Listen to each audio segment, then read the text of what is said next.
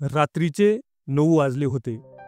मुंबईच्या एका टॉवरमध्ये एक माणूस शांतपणे खिडकीतून बाहेर पाहत होता. हातात एक कॉफीचा मग आणि मनात फक्त एक आठवण, एक मीटिंग, एक अपमान आणि एक अपूर्ण स्वप्न. तर हा माणूस होता रतन टाटा. रतन टाटा यांचा जन्म मोठ्या घरात झाला, पण लहान वयातच आई वडिलांचं विभक्त होणं, एकटा मोठा होणं आणि भावनिक पातळीवर सतत काहीतरी हरवल्यासारखं वाटणं. पण एका व्यक्तीने त्यांचं आयुष्य घडवलं, त्यांची आजी. तिने त्यांना शिकवलं, स्वाभिमान कधीही विकायचा नाही आणि अपमान कधीही विसरायचा नाही. रतन टाटा टाटा समूहाचे प्रमुख झाले तेव्हा त्यांनी एक निर्णय घेतला. भारतीय लोकांसाठी आपली स्वतःची कार तयार करायची. सगळ्यांनी हसू केलं. कोण म्हणालं, टाटा लोकांना इंजिन काय असतं हे माहीत आहे का? तर कोण म्हणालं, हा माणूस बिझनेस बुडवणार.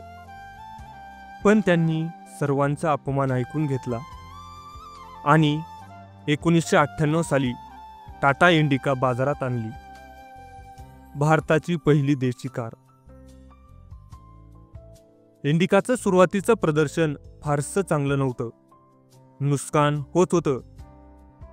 शेवटी टाटा ग्रुपनं ठरवलं ही कार विकून टाकायची आणि रतन टाटा ही कार विकण्यासाठी फोर्ड्स मोटरकडे गेले.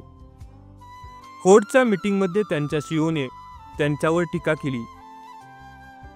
तुम्ही कार बनवणं हे तुमच्या आयुष्यातील सर्वात मोठा मूर्खपणा होता. आम्ही तुमच्यावर उपकार म्हणून ती कार घेऊ.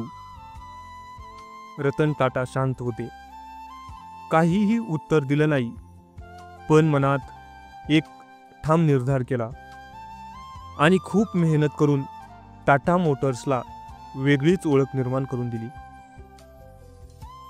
काही वर्षांनी फोर्ड्स कंपनी अडचणीत आली. त्यांच्या 2 मोठ्या ब्रँड्स जॅग्वार आणि लँड रोव्हर विक्रीसाठी होते. रतन टाटांनी ती संधी हेरली आणि जे लोक कधी काळी म्हणाले होते तुम्हाला कार बनवता येत नाहीत, त्यांच्याकडूनच जगातील 2 मोठे कार ब्रँड्स विकत घेतले. जेव्हा एका पत्रकाराने विचारलं, टाटाजी तुम्ही हा बदला घेतला का? त्यावर टाटा यांचं उत्तर फार साधं होतं. ते म्हणाले, नाही, मी फक्त सिद्ध केलं की भारतही जग जिंकू शकतं. आणि आज रतन टाटा हे केवळ उद्योजक नाहीत, ते एक दृष्टी, एक विश्वास आणि एक प्रेरणा आहेत. त्या एका अपमानानं, एका माणसानं एका देशाचा आत्मविश्वास जागा केला. तो माणूस अजूनही शांत आहे, नम्र आहे, पण त्याची कामे बोलतात. कधी कधी उत्तर देण्यासाठी ओरडण्याची गरज नसते, फक्त कृतीत एवढी मोठी असावी की सगळं जग शांत होऊन पाहत राहील. खरंच रतन टाटासारखी माणसं आपल्या देशाला लाभले, हा आपल्या देशासाठी अभिमानाची गोष्ट आहे.